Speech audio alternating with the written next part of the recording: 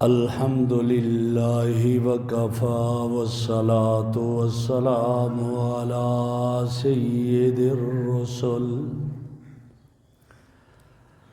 والصلاة والسلام على سيد الرسل وخاتم الأنبياء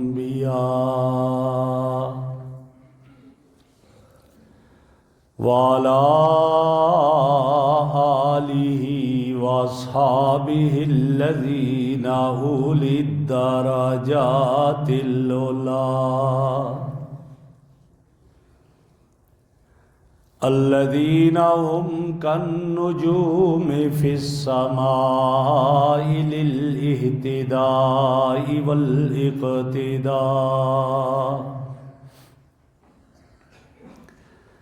أما بعد فأعوذ بالله من الشيطان الرجيم. بسم الله الرحمن الرحيم.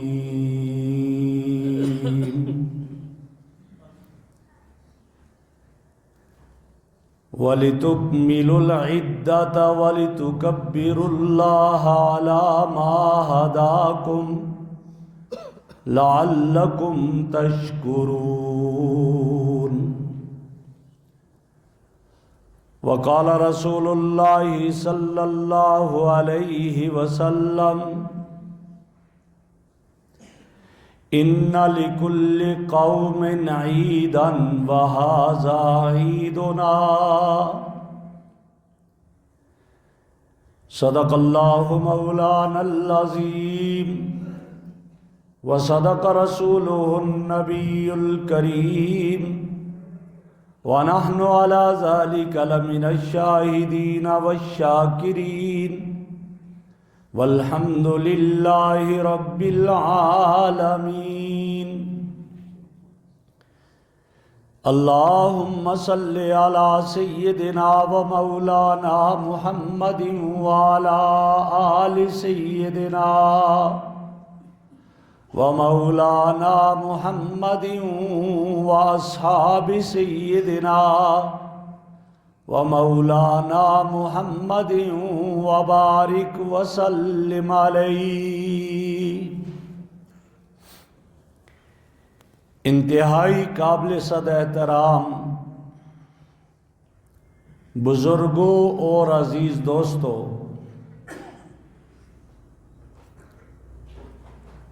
میری طرف سے آپ تمام حضرات کو عید کی خوشیاں مبارک ہوں.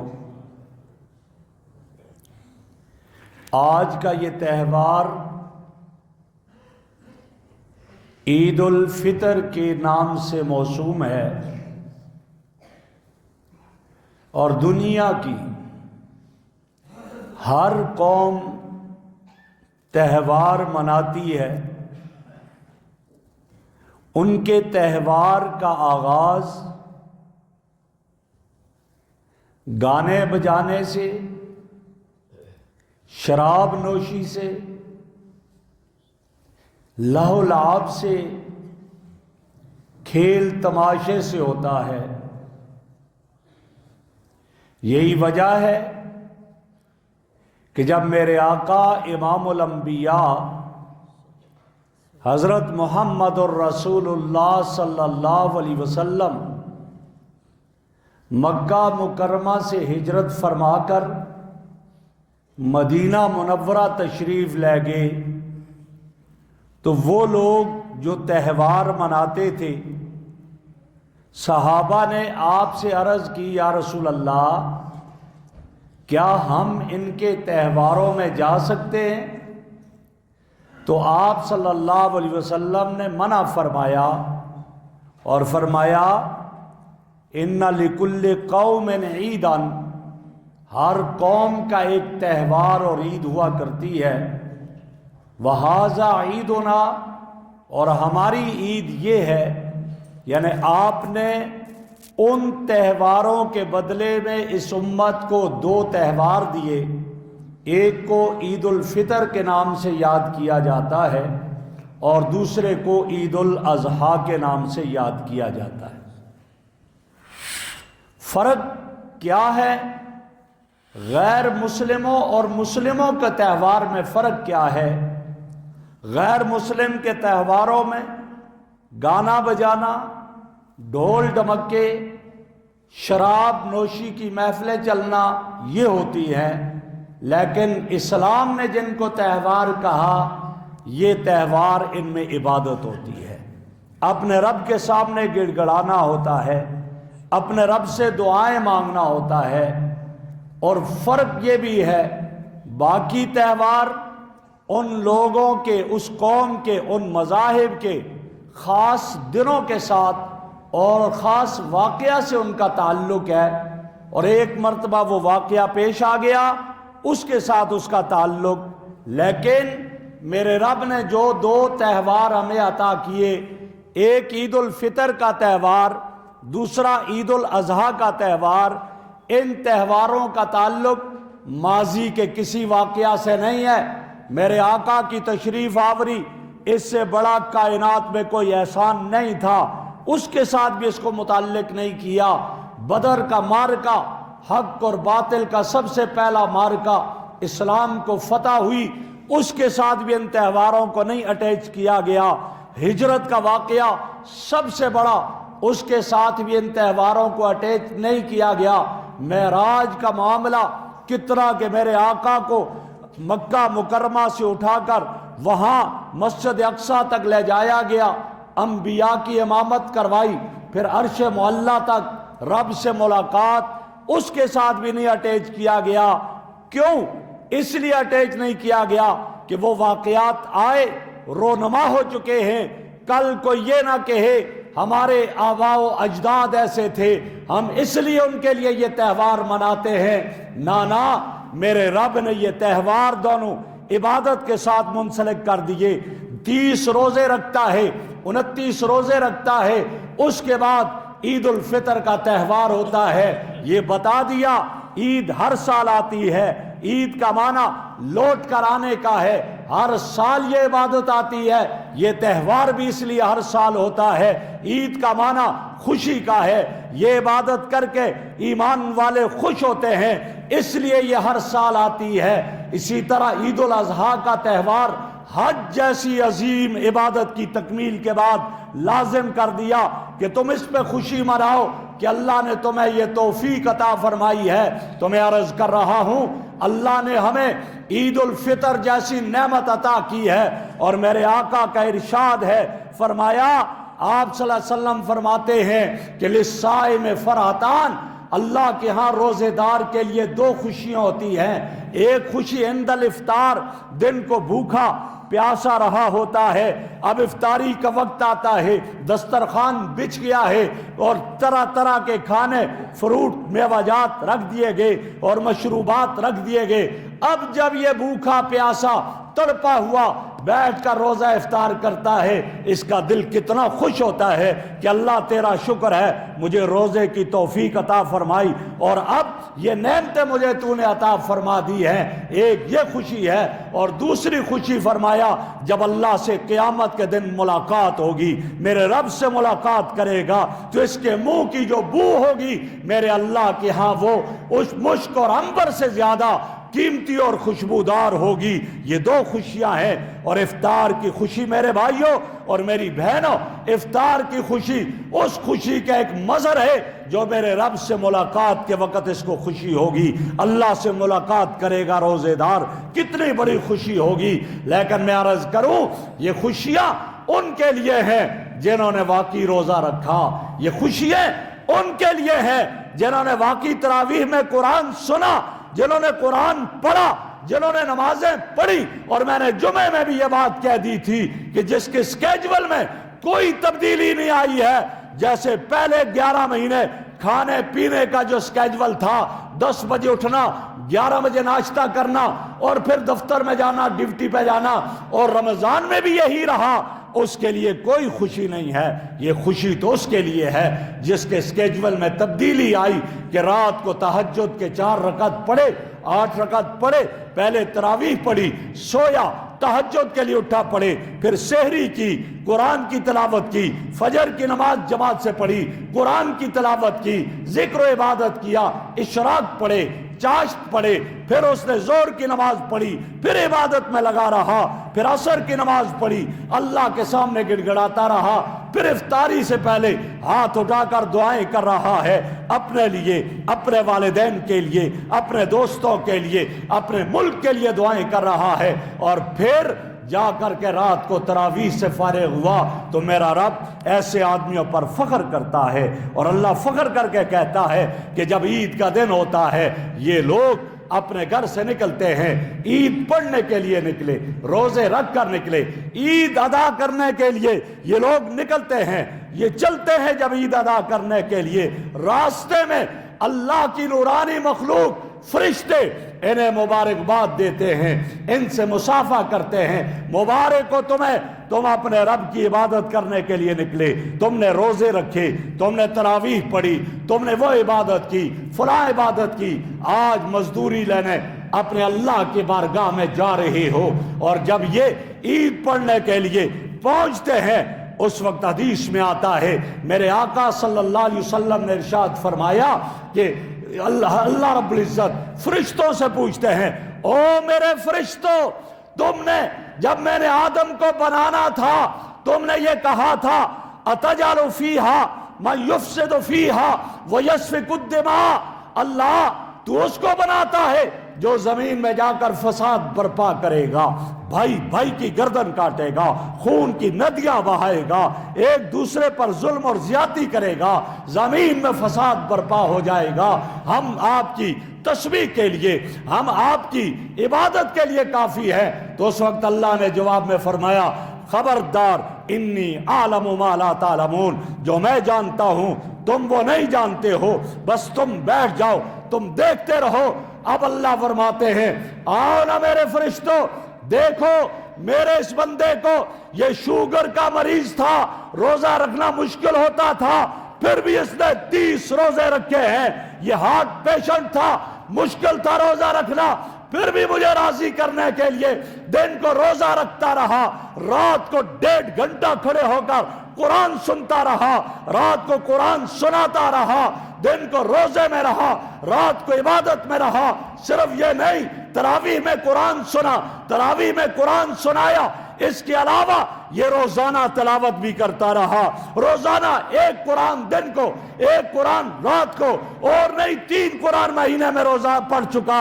اس نے اتنا کچھ کیا، میری عبادت کی، میں نے اس کو ساری خواہشات دے دی تھی، ساری چیزیں دینے کے باوجود اس نے میری رضا کے لیے، مجھے راضی کرنے کے لیے یہ سب عبادت کی ہے۔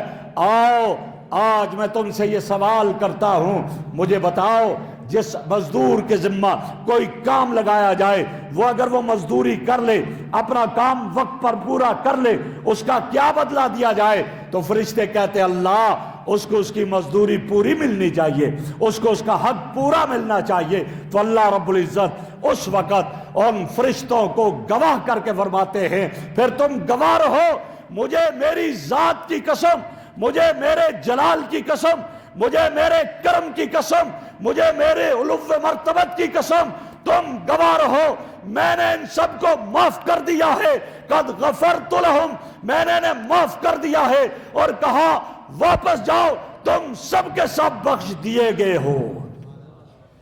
اب جب واپس جاؤ گے سارے بخش دیے گئے، معاف کر دیے گئے ہیں۔ فرمایا مجھے میرے جلال کی قسم، میں نے انہیں معاف کر دیا، انہیں بخش دیا۔ یا ایک بات اور آتی ہے کہ معافی، وہ تو گناہ صغیرہ تو معاف ہوں گے، گناہ کبیرہ کے لیے تو توبہ ہوگی، پھر معاف ہوں گے۔ تو پھر کہا اللہ رب العزت توبہ کے بغیر بھی معاف کر سکتے ہیں، لیکن اللہ کا طریقہ اور سنت یہ ہے توبہ کے ساتھ معاف کرتے ہیں۔ یہی تو 30 راتیں جاگتا رہا، ان راتوں میں کبھی لیلۃ القدر میں تو توبہ کی ہوگی، کبھی آخری عشرے میں تو توبہ کی ہوگی، کبھی جمعۃ الوداع میں تو توبہ کی ہوگی، اور توبہ اس نے کی ہے اس لیے میں نے اس کے گناہوں کو معاف کر دیا ہے۔ اس نے توبہ بھی کی، میں نے اس کے گناہوں کو معاف کر دیا، جاؤ تم سارے بخش دیے گئے ہو۔ تمہارے گناہ معاف کر دیے گئے ہیں، فرشتے دیکھ رہے ہیں۔ اس وقت میرا اللہ یہ اعلان فرماتا ہے۔ ایک بہت بڑے محدث گزرے ہیں، حضرت وہب ابن منبہ رحمہ اللہ، وہ یہاں ایک جملہ فرماتے ہیں۔ وہ فرماتے ہیں کہ جب میرا اللہ روزہ داروں کی معافی کا اعلان فرما دیتا ہے، ابلیس ایک کنارے میں چلاتا ہے، چیختا ہے، روتا ہے، چیختا ہے، چلاتا ہے، اور اس کی ذریت اس کے قریب پہنچتی ہے۔ ہمارے سردار، آپ کو کیا ہو گیا؟ آپ کیوں غمزدہ ہیں؟ آپ کیوں رو رہے ہیں؟ آپ کیوں پریشان؟ آپ کیوں چلا رہے ہیں؟ اس وقت ابلیس کہتا ہے، آدم کی اولاد کو اللہ نے معاف کر دیا، معافی کا اعلان کر دیا، اس لیے میں چلا رہا ہوں، رو رہا ہوں۔ میں تو ان کا دشمن تھا، انہیں معافی مل گئی، جنت کی طرف جانے لگے۔ اب اپنی ذریت کو اس وقت ابلیس حکم دیتا ہے کہ اب عید ہو گئی، ان کی معافی کا اعلان ہو گیا، میرا تمہیں حکم ہے، نکل جاؤ ان کے راستے میں، ان کے پیچھے، ان کو واپس دوبارہ گناہوں کی طرف ترغیب دے دو اور پھر ان کو جہنم کے راستے پر لے جاؤ۔ یہ شیطان کہتا ہے۔ آج جہاں معافی کا اعلان ہے، وہاں شیطان کی ماں مر گئی، وہ چلا رہا ہے، لیکن وہ اپنی ذریت کو یہ آرڈر دے رہا ہے کہ اب یہ تو معاف انہیں ہوگی، جنت والے بن گئے، لیکن دوبارہ واپس اس راستے پر لے آؤ۔ پھر کیا ہوتا ہے؟ روزے میں تو ماشاءاللہ کیا کیفیت ہوتی ہے، اس وقت سب کچھ چھوڑ دیا۔ کوئی گالی دیتا ہے، کہتا ہے انی صائمن، مجھے روزہ ہے بھائی جا۔ کسی کی زمین پر قبضے کی باری آئی، آئے نہ چلنا، کہتا ہے نہیں میں رمضان میں یہ نہیں کر سکتا۔ رشوت کی باری آئی، نہ بھائی رمضان میں نہیں کر سکتا، لیکن رمضان کے بعد پھر شروع ہو جاتا ہے۔ کیوں؟ وہ ابلیس کی ذریت جو پیچھے لگی ہوئی ہے نا، اس نے پھر اس راستے پر لے جانا ہے۔ اس لیے فرمایا کہ اپنے روزے کی حفاظت کرو، اپنی عبادت کی حفاظت کرو، اور عبادت کر تو لی، اصل ہے عبادت کی حفاظت کرنا۔ کیسے؟ سفید کپڑا، اس سفید کپڑے پر دھویا نہ ہو، 8-10 دبے اور داغ لگے ہیں، 11واں بھی لگ گیا تو کوئی پرواہ نہیں ہے، کہتے ہیں 11واں بھی لگ گیا کیا حرج ہے۔ لیکن جب یہ کپڑا دھو لیا، دھل گیا، بالکل صاف ہو گیا، استری کر کے حضرت آئے، اتنے میں ایک چھیٹا پڑ گیا، دور سے ہر ایک کو نظر آتا ہے، فو یہ داغ پڑا ہوا ہے آپ کے کپڑے کا۔ اسی طرح یہ شخص پہلے 11 مہینے داغ اور دھبے تھے، اب رمضان کا مہینہ آیا، رو رو کر گڑ گڑا کر اپنے باطن کو اس نے دھلوا دیا اور پاک کر دیا، اس سفید کپڑے کی طرح دھل گیا، صاف ہو گیا۔ اب اگر یہ گناہ کرے گا، وہ دھبا دور سے نظر آئے گا، وہ دور سے نظر آئے گا کہ ہاں آپ نے یہ گناہ کر دیا۔ اور میرا رب یہ کیسے کرتا ہے؟ میرے آقا نے کیا فرمایا؟ عید کی سنتوں میں سے کیا ہے؟ غسل کر کے نیا لباس پہن کر آؤ۔ گویا اللہ یہ بتانا چاہتا ہے، میرے بندے تو نے غسل کیا، اپنے جسم کو ظاہری گندگیوں سے پاک کر دیا ہے، میرے سامنے آیا ہے، اللہ اکبر اللہ اکبر، لا الہ الا اللہ واللہ اکبر، اللہ اکبر وللہ الحمد پڑھنے ہوئے آیا ہے۔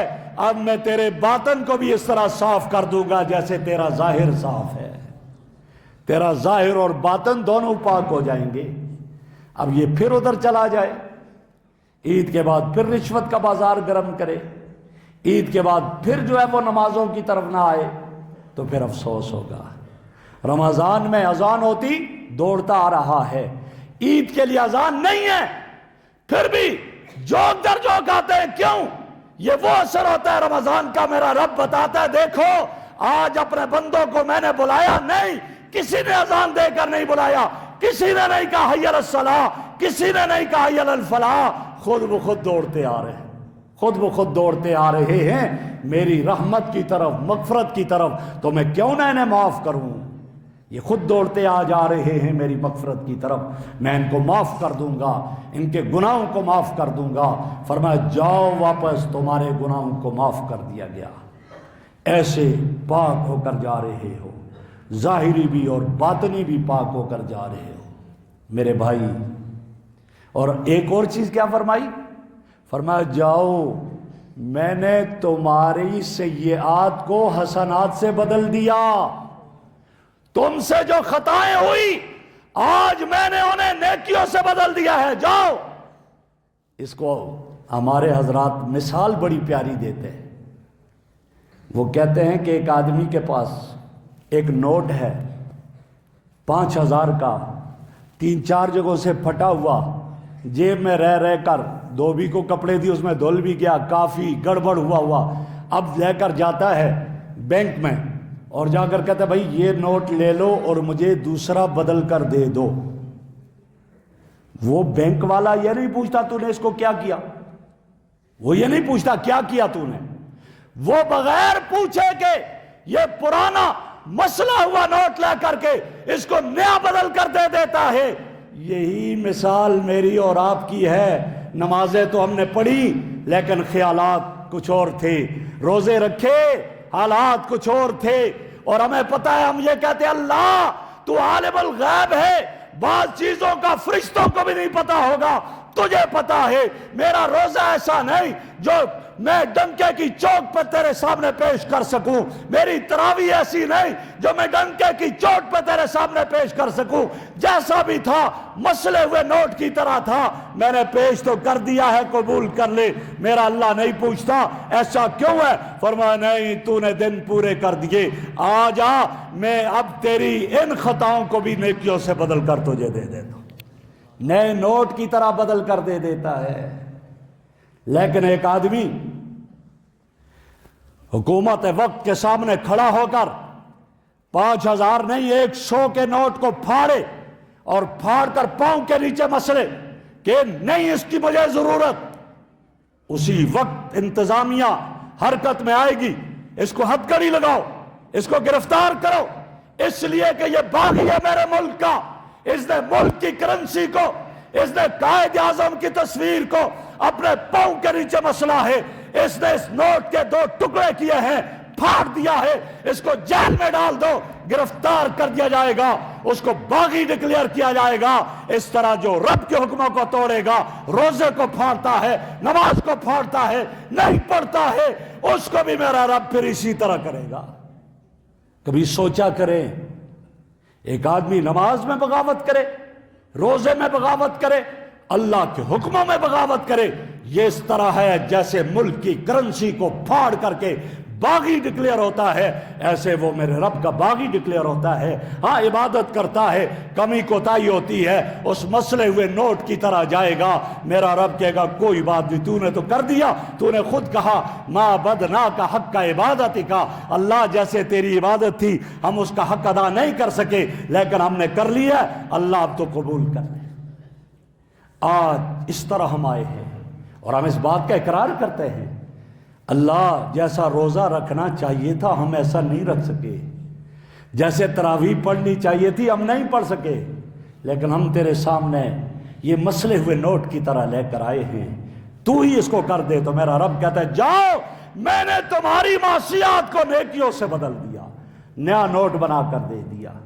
آگے کیا فرمایا لعلکم تشکرون، تاکہ تم شکر ادا کرو۔ شکر کیا ہے؟ شکر یہ ہے کہ اب اس اللہ کی نافرمانی نہ کرو، اللہ کی نافرمانی کی طرف نہ جاؤ۔ تمہارے گناہوں کی معافی کا یہ مہینہ تھا، تمہارے لیے رحمتوں کی برسات کا مہینہ تھا، جہنم سے چھٹکارے کا مہینہ تھا۔ جب یہ سب کچھ ہو گیا اب دوبارہ گناہوں کی طرف نہ جاؤ۔ تو ایک بات تو یہ میں نے آپ سے عرض کرنی تھی کہ اللہ کا ہم شکر ادا کریں کہ ہمارے رب نے ہمیں عبادت کی توفیق تو دی، ٹوٹی پھوٹی چلو جیسی بھی کی، لیکن امید ہے کہ ہمارا رب، چونکہ حدیث میں آ گیا کہ وہ تو بدل دے گا، معصیات کو بھی نیکیوں سے بدل کر پیش کرے گا۔ تو اللہ اس مجمع میں کوئی ایک تو ایسا ہوگا تیرا پیارا محبوب بندہ، اس کے صدقے میں ہماری معصیات کو نیکیوں سے بدل دے، آمین کہہ دیجئے گا سارے۔ دوسری بات جو میں عرض کرنا چاہ رہا ہوں، ہم رسول اللہ صلی اللہ علیہ وسلم کی امتی، اور اسلام ہمارا مذہب، اور اسلام ہمارا مذہب کیا کہتا ہے؟ پوری دنیا کے مومن بھائی بھائی ہیں، اور یہ فرمایا کہ سارے ایمان والے جسد واحد کی طرح ہیں۔ ان اشتکا عینہ اشتکا کلہ، ان اشتکا راسہ اشتکا کلہ۔ پاؤں کے انگوٹھے میں درد ہو، آنکھ مزے سے نہیں سوتی، آنکھ جھاگتی رہتی ہے پوری رات۔ آنکھ یہ نہیں کہتی کہ نا مجھے تو درد نہیں، درد تو پاؤں میں ہے نا۔ آنکھ میں درد ہو تو پاؤں نہیں سوتا، پھر وہ اس کو محسوس کرتا ہے کہ مجھے تکلیف ہے۔ تو اگر مشرق میں ایک کو تکلیف ہو، مغرب والا تڑپ جائے۔ اور میرے نبی کا عمل مجھے اور آپ کو یہ بتاتا ہے، میں وہ واقعہ ریپیٹ نہیں کرتا ہوں، کئی دفعہ میں آپ کے سامنے عرض کر چکا ہوں کہ ایک یتیم کو عید کے دن روتے ہوئے دیکھا، غسل کروا کر، نیا لباس پہنا کر، اپنے کندھوں پہ بیٹھا کر، عیدگاہ میں لے جا کر، صحابہ نیچے بیٹھے ہوئے ہیں، اپنے ساتھ ممبر پر بیٹھا کر اس کو خوش کیا تو پھر چھوڑا۔ میں امت مسلمہ سے آپ کے توسط سے یہ سوال کرنا چاہتا ہوں، میں پوری دنیا کے مسلمان حکمرانوں سے پاکستان سمیت یہ سوال کرنا چاہتا ہوں، میرا مصطفیٰ ایک یتیم کو ایسے تڑپتا ہوا دیکھے برداشت نہ کرے جب تک اس سے خوش نہ کرے۔ آج غزہ میں کتنے بچے ہیں، صرف یتیم نہیں، بموں سے ان کے گوشت کے ٹکڑے ٹکڑے کر دیے گئے، بموں میں جلا دیا گیا۔ کون ہے جو رویا اس پر؟ ہمارے حکمران تو خوشیاں مناتے ہوئے جا رہے ہیں، یہ تو خوشیاں منا رہے ہیں۔ ان کی ہمیت اور غیرت پر یہ سوالیہ نشان ہے۔ مسلمان حکمران کہلانے کے قابل نہیں ہیں، یہ سوالیہ نشان ہے ان کے لیے۔ میرے آقا نے ایک عورت ننگے سر ہے، صحابی کو اپنی چادر کملی اتار کر دے دی، میرے صحابی یہ لے جاؤ اور یہ جا کر اس کے عورت کے سر پر ڈال دو۔ عرض کرتا ہے یا رسول اللہ یہ کافر کی بیٹی ہے۔ میرے آقا نے فرمایا وہ بیٹی بیٹی ہے، کافر کی کیوں نہ ہو، عزت کے قابل ہے، احترام کے قابل ہے۔ میں مصطفیٰ نہیں چاہتا کافر کی بیٹی سر سے ننگی ہو۔ ارے آج غزہ میں، آج فلسطین میں وہ حوا کی بیٹیاں، وہ عائشہ کی بیٹیاں، وہ فاطمہ کی بیٹیاں، وہ حفصہ کی بیٹیاں صرف ننگے سر نہیں، ان کی عزتوں کو تار تار کیا گیا، ان کے سہاگ اجاڑے گئے۔ کیا آج یہ حکمران کیسے محمدی ہونے کا دعویٰ کرتے ہیں؟ ان کی غیرت پر سوالیہ نشان ہے کہ تم تو اپنے آپ کو مسلمان حکمران کہتے ہو۔ اسلام کا تقاضا تو یہ ہے، میرے مصطفیٰ نے تو ایک کافر عورت کے سر سے دوپٹہ نہیں اترنے دیا تھا۔ آج کیا ہو گیا ہے تمہیں؟ آپ کیا ہو گیا؟ میں مسلمان حکمرانوں سے یہ سوال کرنا چاہتا ہوں کہ وہ، اور خصوصاً پاکستان کے حکمرانوں سے یہ سوال کرنا چاہتا ہوں، آرمی چیف سے بھی یہ سوال کرنا چاہتا ہوں کہ وہ وقت یاد کرو جس وقت پاکستان نے ایٹم بم کا دھماکہ کیا تھا، ایٹم بم بنایا تھا، اس وقت ایک فلسطینی بچہ اسرائیلی فوجی کو للکار کر کہتا ہے سنو اب ہم ایٹمی طاقت ہو گئے ہیں، تم ہماری طرف میلی آنکھ سے نہیں دیکھ سکو گے۔ ان بچوں کو تو آپ پر اتنا ناز تھا، ایٹمی طاقت آپ بنے۔ وہ بچہ ایک یہودی کو کہتا ہے ہم ایٹمی طاقت ہو گئے ہیں، تم ہماری طرف میلی آنکھ سے نہیں دیکھ سکو گے۔ ظالموں، تمہیں اس کا بھی احساس نہیں ہوا۔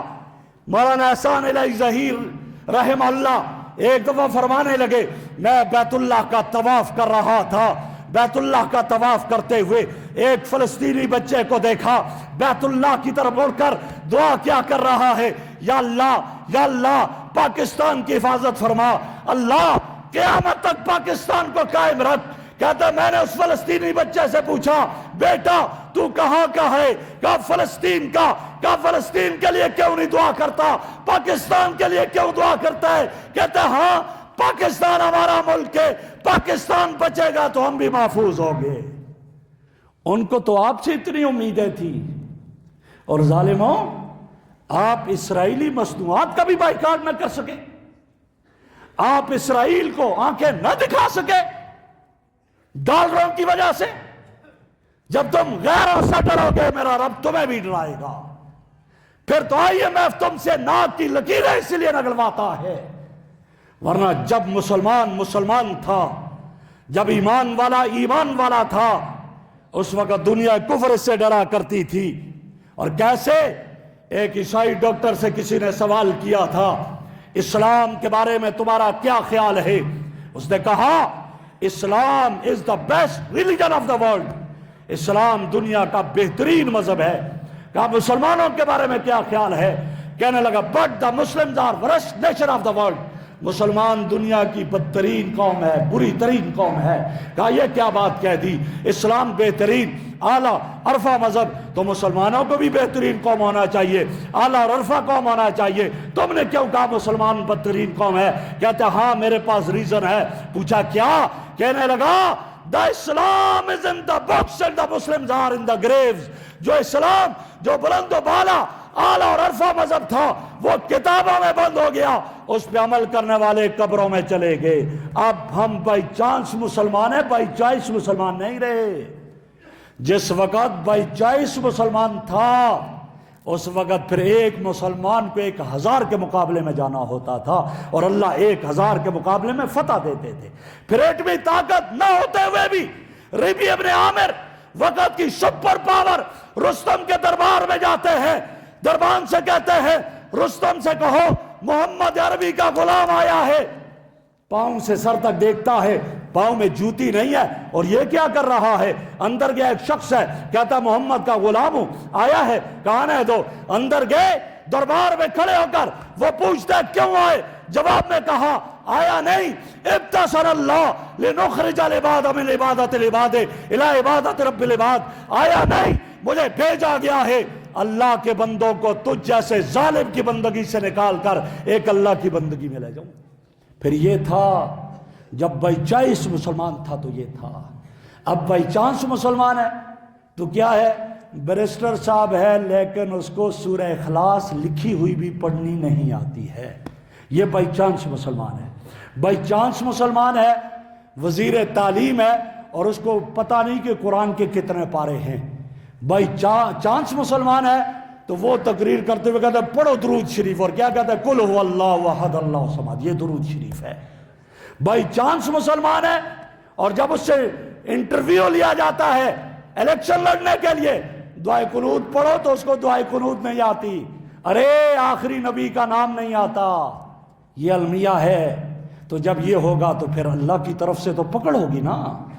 اس لیے میں آپ کے توسط سے یہ کہتا ہوں، اور آپ سے بھی، ہم سب اللہ سے معافی مانگے کہ یا اللہ ہم تو دعائیں کر سکتے ہیں، ہم اور کچھ نہیں کر سکتے، لیکن یہ مسلم حکمران جو اتنی بے غیرتی کا مظاہرہ کر رہے ہیں، اللہ انہیں ہدایت عطا فرما دے، انہیں ہدایت دے تاکہ یہ ان بچوں کو اپنے بچے سمجھے، ان مسلمانوں کو اپنے بھائی سمجھے، ان بہنوں کو اپنی بہنیں سمجھے اور ان کے لیے کچھ کر بیٹھیں. اللہ انہیں یہ غیرت عطا فرما. اور ہم کیا کر سکتے ہیں؟ دوسرا یہ کہ ہم ان کے لیے دعائیں کر سکتے ہیں، اور تیسری بات یہ کہ ہم ان کی مصنوعات کا بائیکاٹ کر سکتے ہیں. کون کون ہے جو اسرائیل کے مصنوعات کا بائیکاٹ کرے گا؟ ہاتھ اٹھا کر بائیکاٹ کر لیں. دکانداروں سے میں عرض کروں گا آپ بھی بائیکاٹ کر لو ان کی، اور قادیانیوں کی مصنوعات کا بائیکاٹ کر لو. کل قیامت کے دن میرے آقا کے سامنے گئے تو آقا چہرہ ادھر پھیریں گے، دفع ہو جاؤ یہاں سے، تم قادیانیوں کی مصنوعات خریدتے تھے اور گھر میں جا کر اس سے افطاری کرتے رہے ہو، تم نے قادیانی مصنوعات سے روزہ رکھا ہے، سحری کھائی ہے، کیسے کس منہ سے آ رہے ہو روزہ لے کر میرے پاس؟ اس لیے اس پر بھی ہم سوچیں. اللہ رب العزت سے دعا ہے اللہ مجھے اور آپ کو عمل کی توفیق عطا فرمائے. اور آپ حضرات صفیں بنا لیجئے، میں آپ کو نماز کی ترتیب عرض کرتا ہوں اور پھر ہم نماز پڑھ لیتے ہیں. جو حضرات پیچھے